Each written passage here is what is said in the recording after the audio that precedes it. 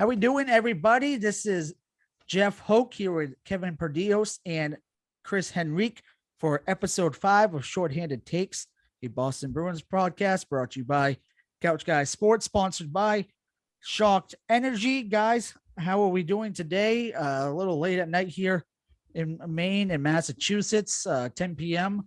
Everyone's just getting home from work. We're all watching the Red Sox right now. How are we feeling right now? Be feeling a lot better once this game's over with the Red Sox coming out. Yeah, I think like all of Boston right now, kind of fully engulfed in the Red Sox playoff push. They sometimes forget that you have a pretty good hockey team starting up. So yeah, we got a lot of hockey to talk about. Well, one game to talk about. We do got a lot of hockey. Hockey did get started. We 11 games today, still going on right now. Before we dive in, I got to do this read.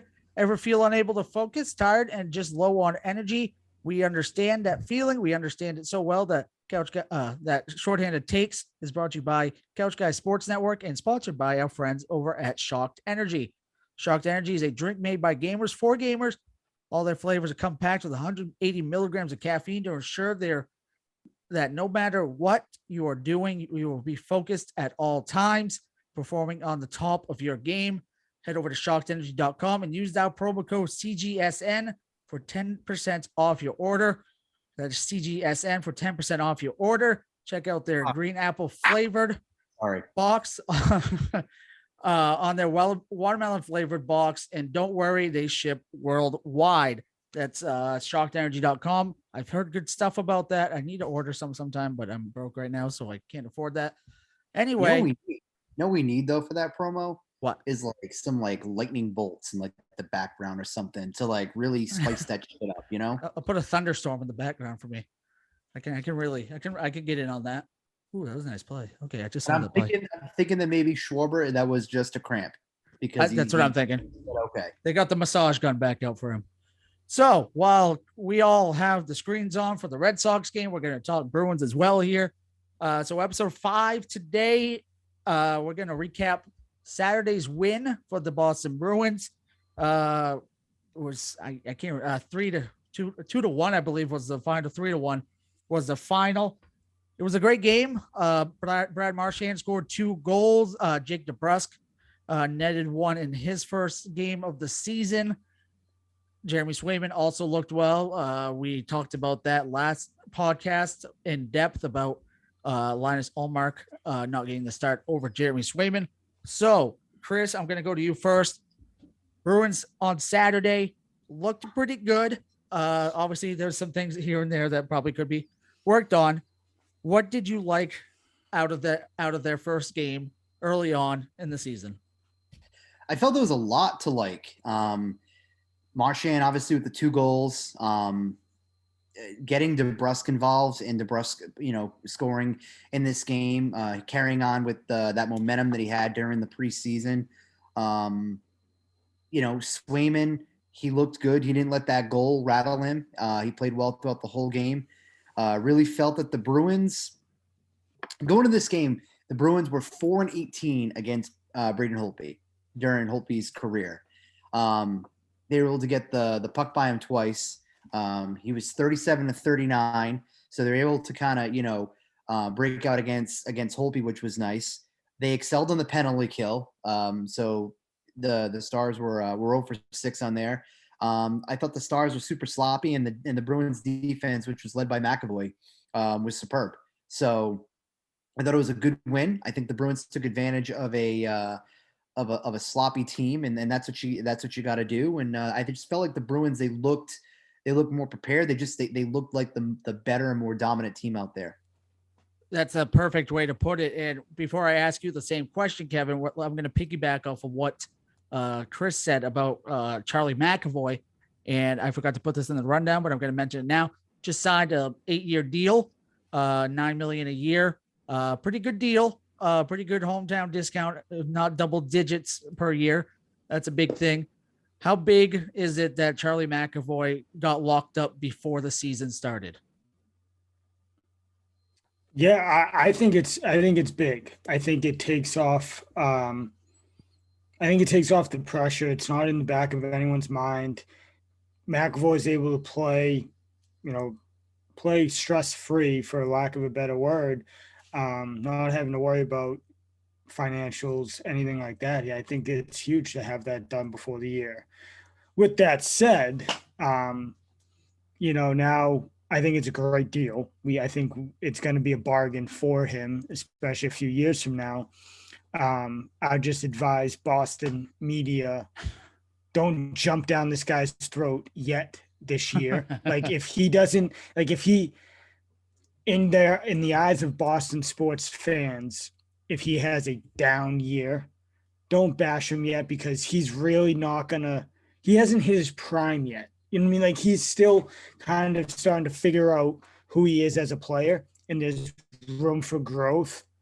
So don't jump down his throat yet. Give it a year or two, and you'll see that this kid's legit and he's a good player, and the contract we have him on is a good deal.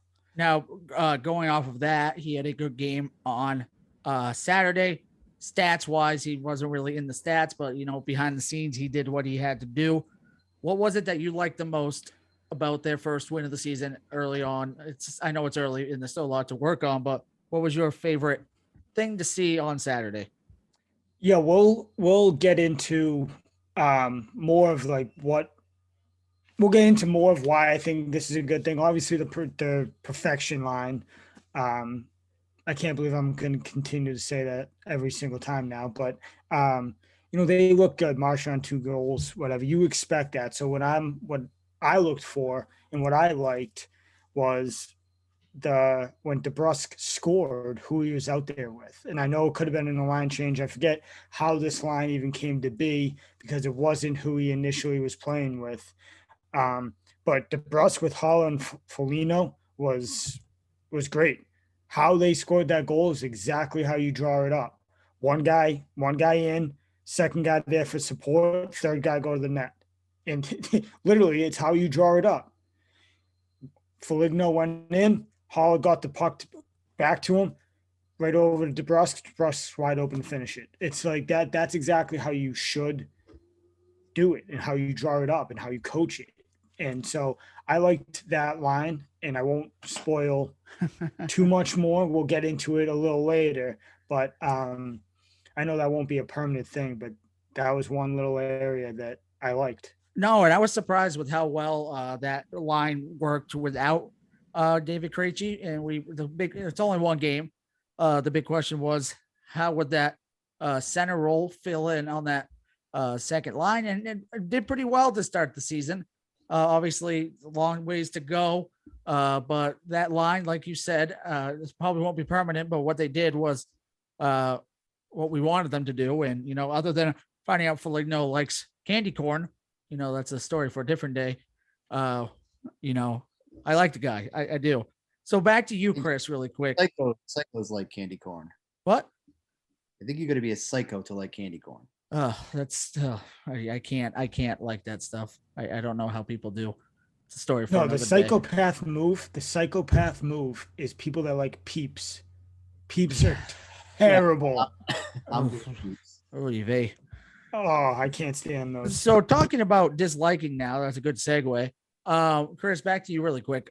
So obviously, like I said, it's early on in the season. There's obviously going to be things that we do not like that we saw. And so I'm going to start with you, Chris. What was the thing that you saw the most that you did not like about the first game of the season? I'm going to be honest with you. I really didn't. Excuse me. I really didn't. They didn't really look sloppy. You know what I mean? So, I mean, obviously, you're going to have all those new lines that you need to learn and mesh together, things along that line. But I don't really, to me, feel like there was a major glaring issue within that first game. I thought that. Verdugo, long fly out. I thought that I thought that the Bruins played well. You know what I mean? Like they took advantage of a sloppy Stars team. So I know in our pregame text, Kevin was mentioning how he thought that maybe he he was gonna be super critical or come across like he hates the Bruins, and I was being more positive. Like, to be honest with you, for our first game to be up 3-1, they play. I don't really feel like there was anything major that was a downfall, but maybe I can piggyback off Kevin and play off what he might have to say. Kevin, I'll give the floor to you on that one. It's all you, man. Yeah, so I know I bashed the sports and Boston sports media here for, but I'm gonna kind of take a page out of their book and really critique these guys. And the way I look at it is strictly from in Boston, we expect championships, right? Like we expect playoff teams, we expect our teams to constantly be contending for the cup. So way I'm looking at it isn't exactly fair. I'll go on the record and say that. But how are we a cup contender? Are we playing to the extent of a cup contender? And that's what no, we're not. And these minor things, I think, are what you need to tie up. The first thing is you got to stay out of the goddamn penalty box. Like, what are we doing? Stop giving Dallas so many, like a team like Dallas, so many opportunities to score. Their one goal came on a penalty kill. All right. So, or on a power play, I should say.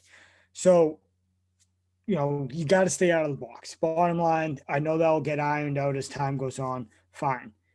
Within the penalty kill, within that PK unit, overall looked pretty well. On the goal, every one of them failed. You had 3 guys in the corner going after the puck and left the middle of the ice wide open.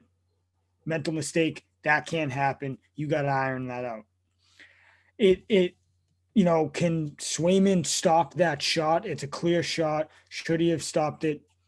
Maybe, but that's not on him. That's on the D.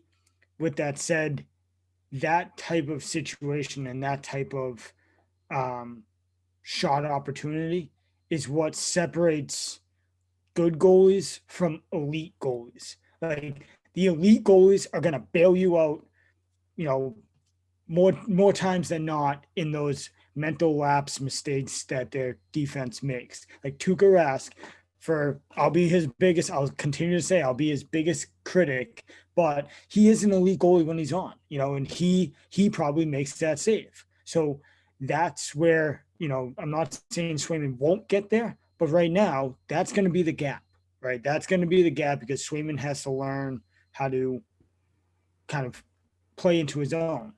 And I think 2 or 3 years from now, he makes that save. But right now, those are kind of my minor critiques or my critiques. Like Chris said, it's, you got a team like Dallas. We said it on the show. Like I think my prediction was 4-1 that we would beat them. Like you're expecting to beat teams like Dallas. So when you're asked what didn't you like, you're nitpicking at stuff, and that's what I'm doing. But I think those areas need to tighten up because when you go up against Tampa, Montreal, Toronto, you name the top 10 teams in the league, they're going to make you pay for those mental lapses. And go ahead.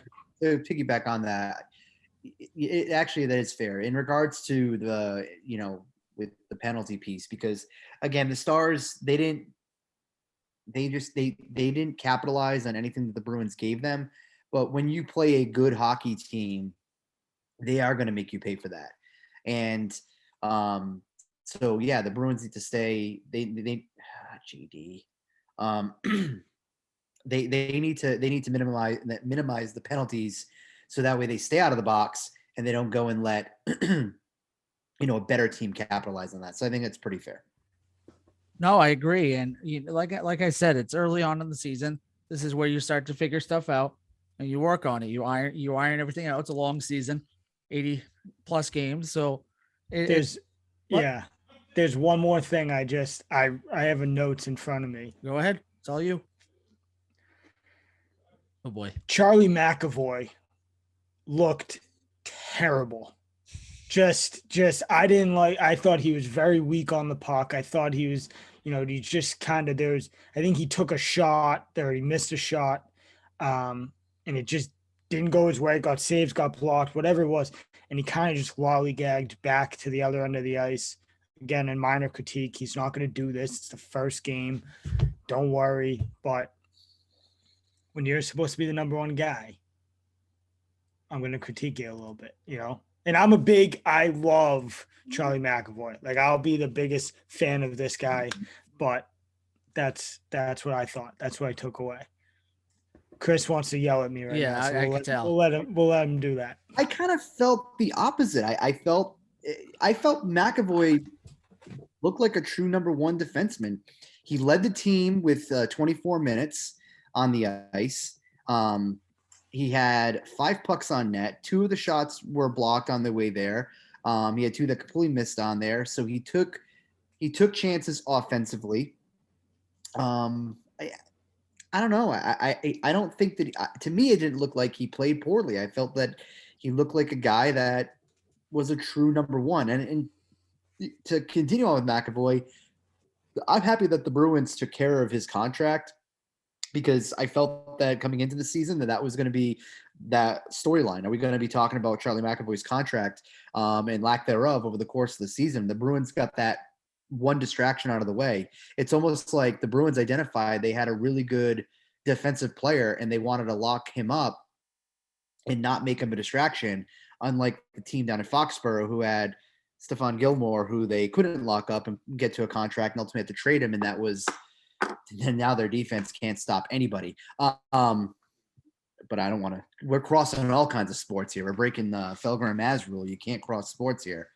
I'm not bitter about that Cowboys game and the secondary. They couldn't stop shit. But anyway, I digress. I thought McAvoy was pretty good. So I feel the opposite. I got nothing on that one. I'm gonna leave it. I'm gonna leave it at that, and I'm gonna let that settle for a second. And so, last thing before we head on to the rest of the NHL, I just want to talk about, because we talked about Jake DeBrusk already. He's looking good. He's looked good in his first game. Could be a good season for him. Marchand, though, we got to talk about Marchand really quick. 2 goals, one on the penalty shot, the other an empty netter. He's looking good right out the gate this year, and doesn't look like he's aged a day. And the same Marchand. Kevin, what's your diagnosis on the season for Brad Marchand? Yeah, I mean, I think in the show notes or whatever we had, is this a career year or breakout year, for lack of that word, for him? And it's so tough because Marchand's Marchand. Like, what you're gonna get with him. What else is there? What other level can he go to besides to break into the top, top 5, top 10 player in the game if you don't already have him there? I don't know. I think we get what we have all along with him the last 2-3 seasons. I think you'll see him he'll get 100 points. He'll probably score 40 to 50 goals. I think that perfection line is, she says, I'm like, this is out of like not even meaning to do it now. But I think that line is gonna be good. That their window isn't closed yet. They're still going to be productive. They're still going to be one of the top, if not the best line in hockey. So I expect Marchand to have another great year like he has in years past. Chris, before we move on, what's your opinion on Marchand this year? Could it be a career year for the veteran star?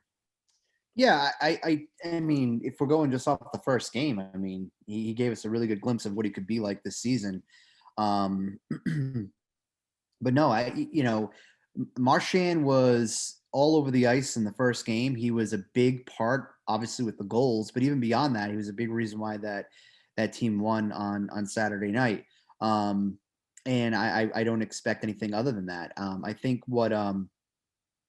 in the Athletic, they called him the Bruins' number 1 line supercomputer, just by the way that he can kind of break down, what he's seeing on the ice. So it's, I think the Bruins, providing he's not hurt, providing there's no injury from Marchand this season, I don't foresee there being any reason why he couldn't have a top year. for the Bruins. So, and I think what will also help him on that first line, as well as maybe even others on the second line, to kind of tie back the loop with Jake DeBrusk, is if DeBrusk can have a good season and DeBrusk can be a goal scorer for the Bruins, I think it's going to take less pressure off that first line and have to worry about doing it all, or the second line for having to do it all and putting the puck in the net if they can get some action from the bottom two lines.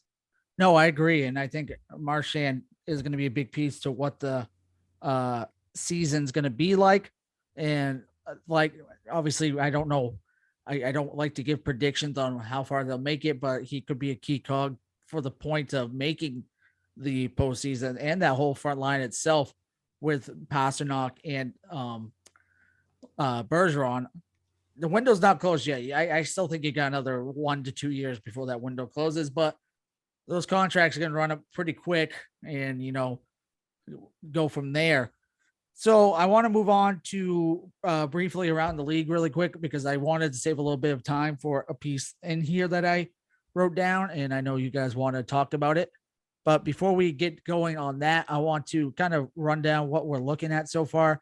The Lightning did lose today 4-1 to the Panthers. So that's an interesting one. Sabres moved to 3-0. They're 5 on a 5-2 win today. Panthers are also 3-0. Around the league, it's a pretty straightforward early on standings. Red Wings at 2-0. A lot of 2-0, 3-0s and all that stuff. Touching on it briefly, guys, is there really anywhere around the league of a team so far early on that is kind of like, wow, this team's going to be good this year? Kevin? I'm going to say no, because I strictly take it's a long season, right? Like, if you go off the first couple weeks of the season, or week and a half of the season, and you're like, oh wow, this team, is going to be legit.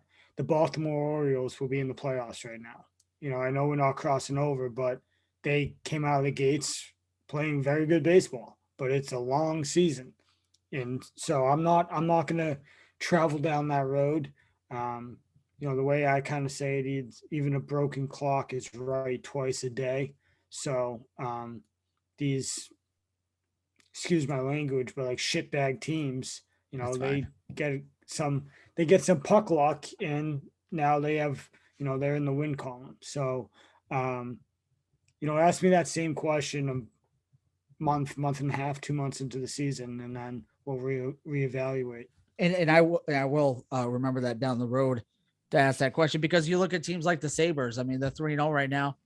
Well, you don't want to get too excited, because they haven't really played, enough teams to really gauge how well they are so far. Early on in the NHL season, so weird, because you're still trying to catch your footing of a full season. This is really the first full season in like 2 years that you're playing everybody in the league. So it's kind of, and next week I kind of want to, once we get a few more games, I kind of want to dive into the Seattle Kraken a little bit, because they're interesting. They've had a lot of road games thus far. They've been on the road a lot, and I just want to kind of go over next week how that's been going for them so far.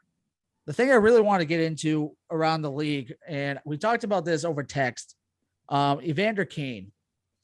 Now, he plays for the San Jose Sharks now. He just got suspended 21 games yesterday, I do believe it was, for COVID established violation of the COVID-19 protocol of the NHL. Now, he's been in a whole bunch of other trouble with gambling issues and, domestic stuff. I won't get into that. What I do want to get into a little bit is getting the fact that he apparently submitted a fake vaccination card to the NFLPA and to the NHL and the Sharks.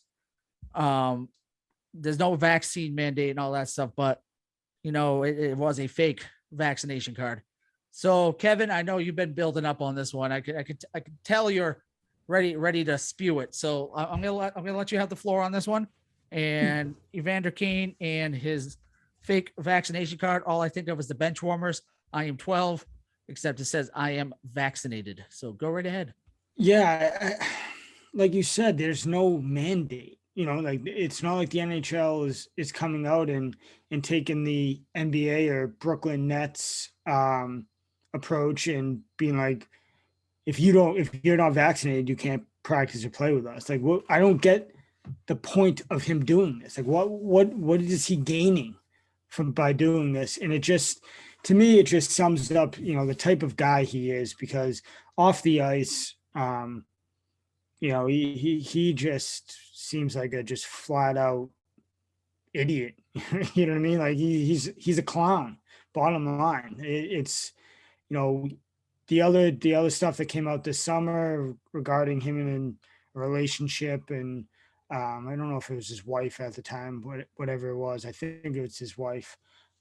He just seems like a piece of shit. And bottom line is, it's a shame, because on the ice, he's a very talented hockey player. I remember this summer when this all came out, and everyone kind of was like, all right, well, he's going to get dealt, or he's got to be on the market.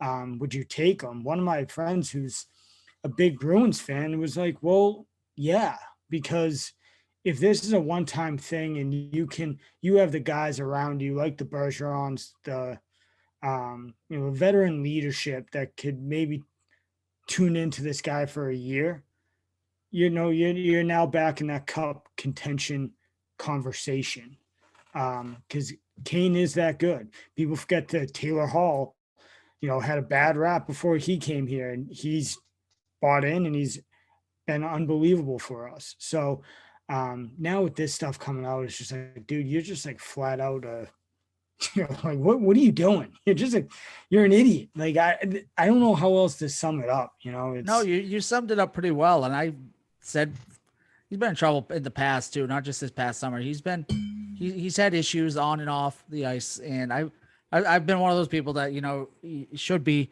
banned for banned from the league, but that's another story for another day. And that brings me to my next question for Chris, and I want him to explain a little bit what he thinks on this, but also, is the 21 game suspension not too low, or what's the gauge here? Do you think it's too low or too high, or what do you think?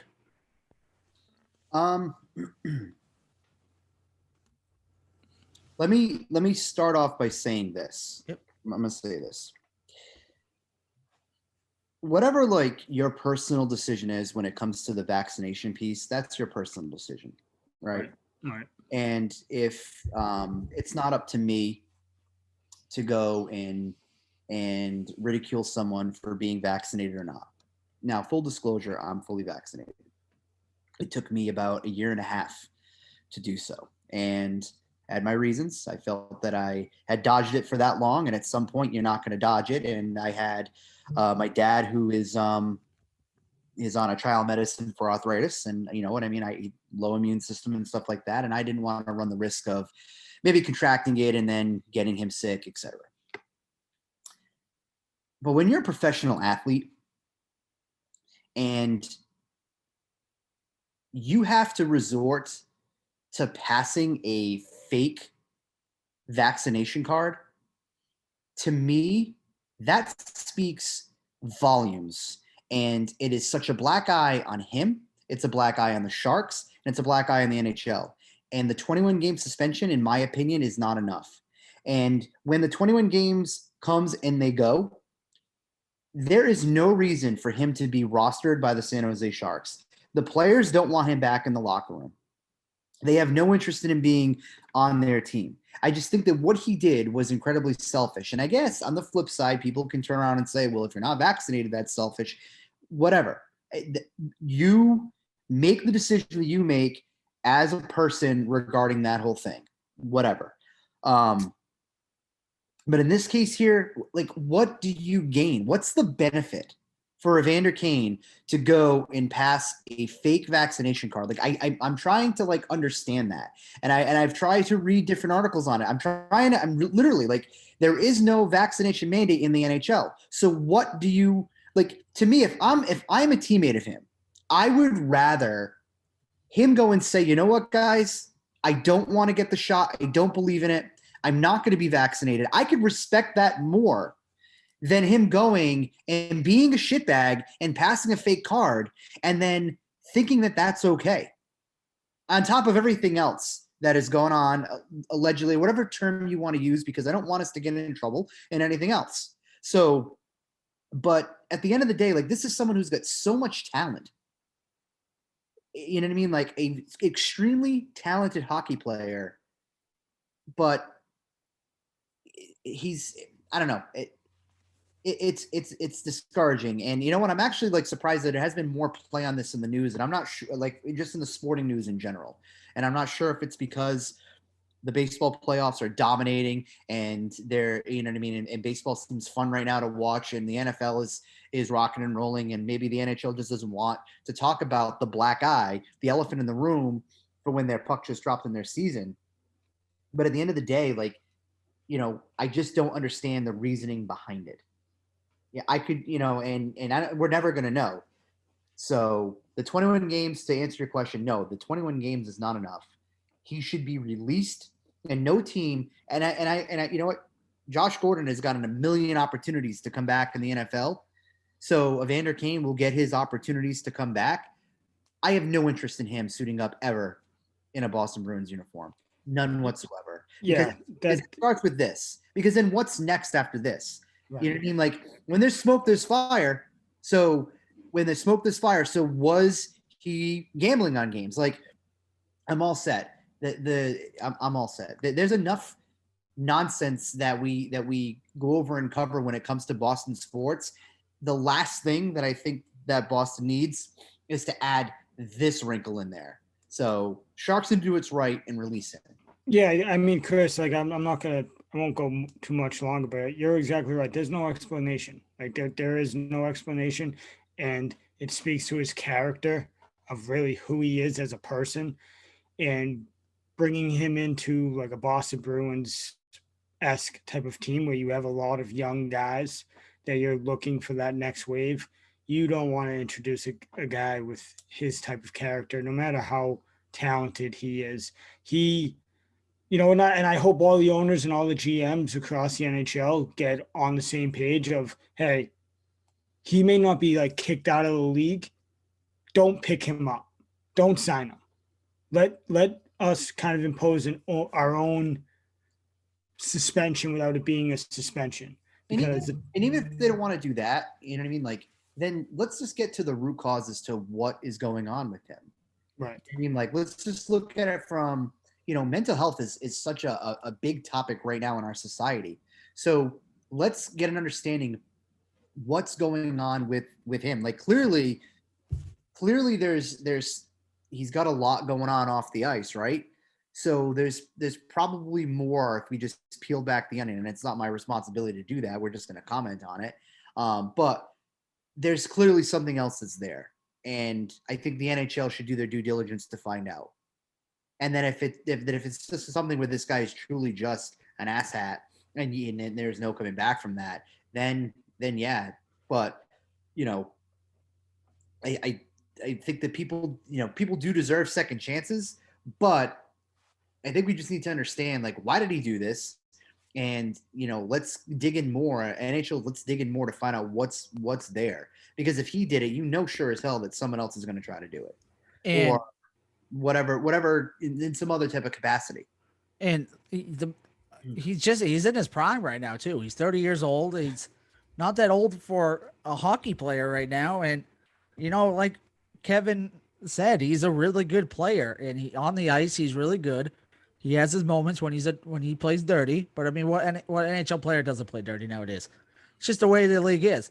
But everything aside, you know, like Chris said, why are you going in to giving a vaccination card when I know it's fewer restrictions when you have your vaccination card turned in?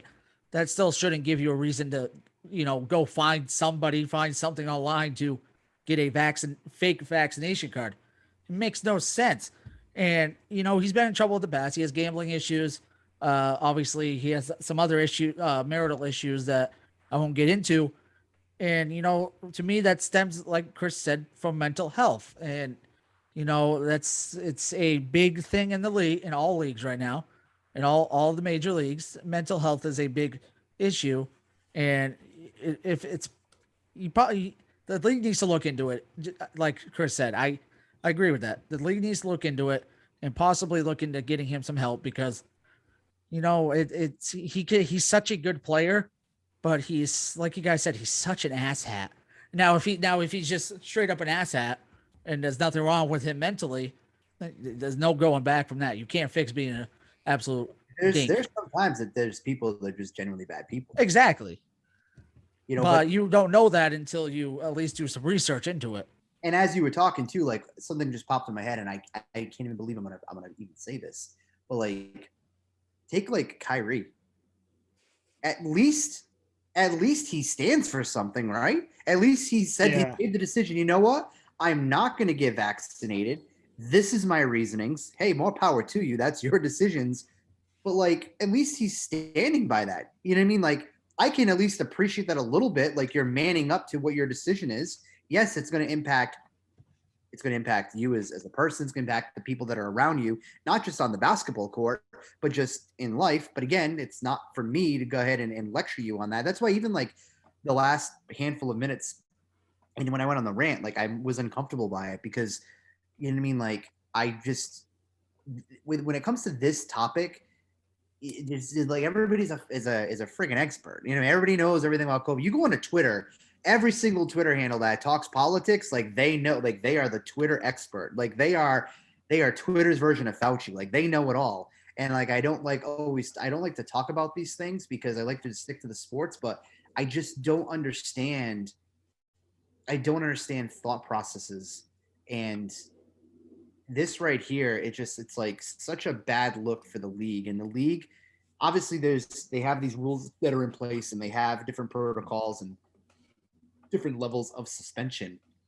But something has to give when the 21 games is up. I hope this turns into for him.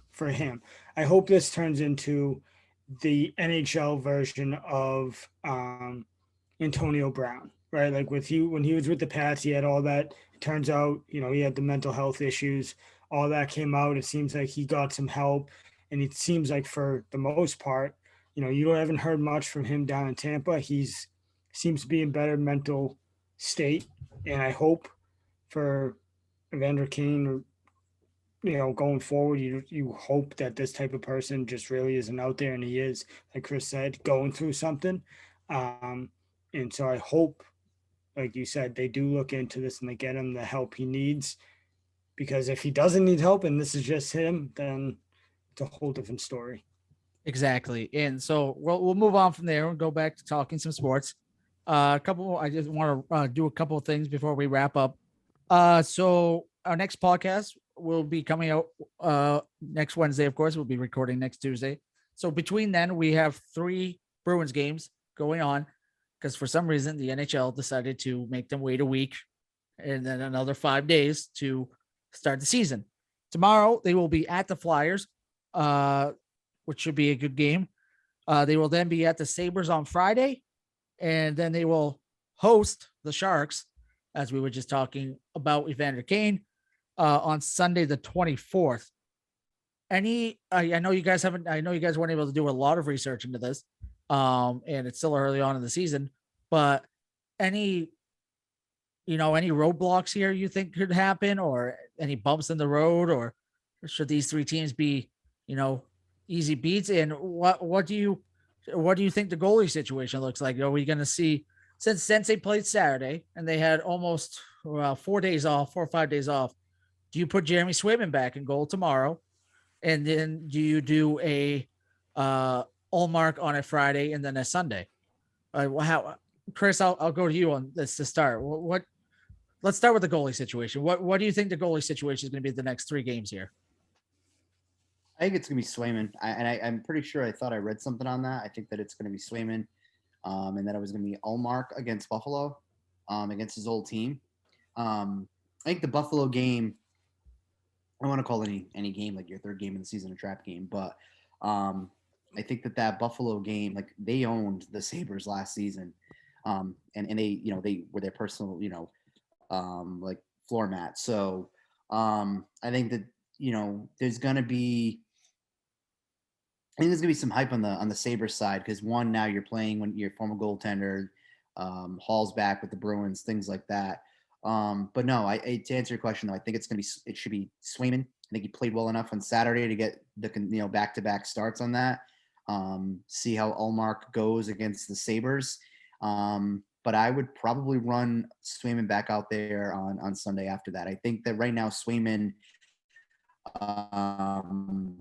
he earned it. I mean, he played well in the preseason. Ullmark didn't, and goaltender, and he needs to prove himself in whatever sample size that they give him.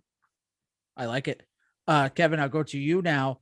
What do you see any roadblocks here for the Bruins here in the next 3 games? Any like really, really tough games, or should they all be good games? Should any of them be blowouts, do you think? No, I know it's a tough question. Theoretically, yeah. I mean, theoretically, the only thing I could possibly think of is just these long waits. Like you're going for how long the season is. Sometimes when you're playing well, you want to keep playing. Like you want to keep, I'm feeling good. I want to get back out there and play. And 4 days off after just waiting a week to start, it's like, oh, okay. Like, can we just speed this up a little bit? Like you kind of get in a lull because your adrenaline's up for the first game. Great. Now sit for 4 days. And it's, you have your practices, you'll do your scrimmages and all that. And, that's good, but it won't ever come close to a real game situation. It won't ever come close to the environment, the game speed, all that goes into it, the daily prep. So I think, kind of like Chris said, that Buffalo game could be a trap game. I expect Swayman I kind of expect they'll, for now, play Swayman until he has a bad game, and then let Ullmark come in, do the same thing, let him play until he has a bad game, and then just kind of keep that approach throughout the season. But I don't think that they should be able to take care of business. With the flip side of, you may be rusty. The flip side is, well, you're rested. You're rested and healthy while all these other teams are constantly getting banged up, and this last week and a half. So you should be able to take care of business fairly easily. I think the scores should be around the Dallas scores, the 3-1, 4-1 range. But hockey's a funny game, man. We just talked about puck luck can go either way. So we should be able to take care of business. I think we'll get back on this podcast and be talking about the 4-0 Boston Bruins. I like it.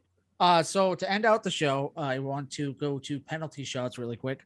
And I just want to get some hot takes for these next 3 games. So it doesn't have to be outlandish, but I mean, just some hot takes that I can take into the weekend and I can bring back on Tuesday, and we can bash each other for it. And if it's a really bad take, we're going to start putting someone in the penalty box. That's what's going to happen. You're going to get 2 minutes. That's what's going to happen. So we're going to start off with Kevin here. I'm gonna refrain from doing it. I'm gonna give it to you two because I'm the host and I can't not go into the penalty box. That doesn't make any sense whatsoever. So Kevin, give me a hot take. I know this is out of nowhere, so if you need to think for a second, go ahead. Give me a hot take. Any of the 3 games this weekend. Any of the 3 games this weekend. All right. Okay. Like, do you want player wise or just in general? Whatever you want. All whatever. Right. I think my hot take is going to be Jake DeBrusk has 2 multi-goal games, so he scores at least twice in 2 of these games. I like. That would be even crazier if I got to my full take on him. So, I don't think he has a breakout year, and it comes down to the line he's playing on. I think the guys he's playing with just are going to hold him back, kind of like that Krejci-esque, but he's good. He's figuring it out, so I think he's gonna find ways to get the puck in the back of the net, in spite of a sluggish line mates, I guess. I like it. I like it. Chris, you got a hot take for us?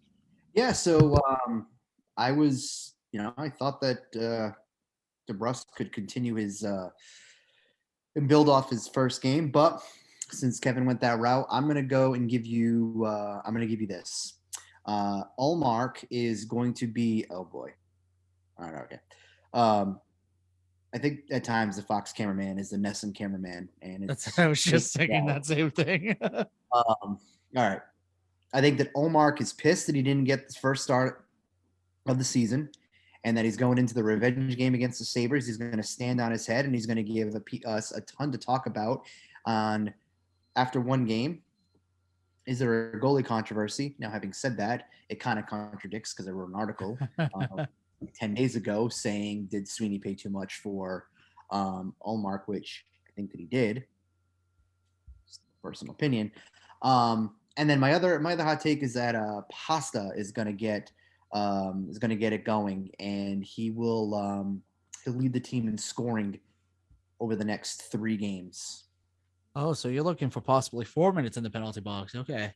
Yeah, I think that you know what? It's time to get the water boiling and get the pasta into the pot. And let's get it. And he has his own pasta now too, I noticed. So he does.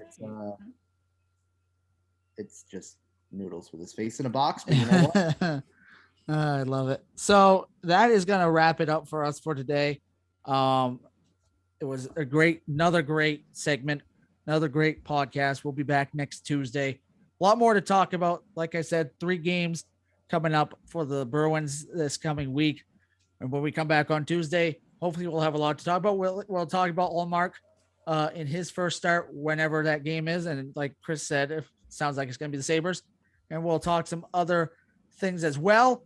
Thank you guys. And once again, this is Shorthanded Takes, a Boston Bruins podcast brought to you by the Couch Guys Sports Network and sponsored by Shocked Energy. Go to shockedenergy.com and use our promo code CGSN to get 10% off your order. That is CGSN to get 10% off your order. Hope everyone has a great night. And of course, we got to say it before we go, because we got to cross over once more. Go Red Sox, right, guys? Absolutely. Go Sox, baby. Yeah, I said Sox and 6 into the triangle. I'm hoping that I'm wrong. Excuse me. Let's hope, guys. Let's hope. Everyone have a great night, and we will see you all next week.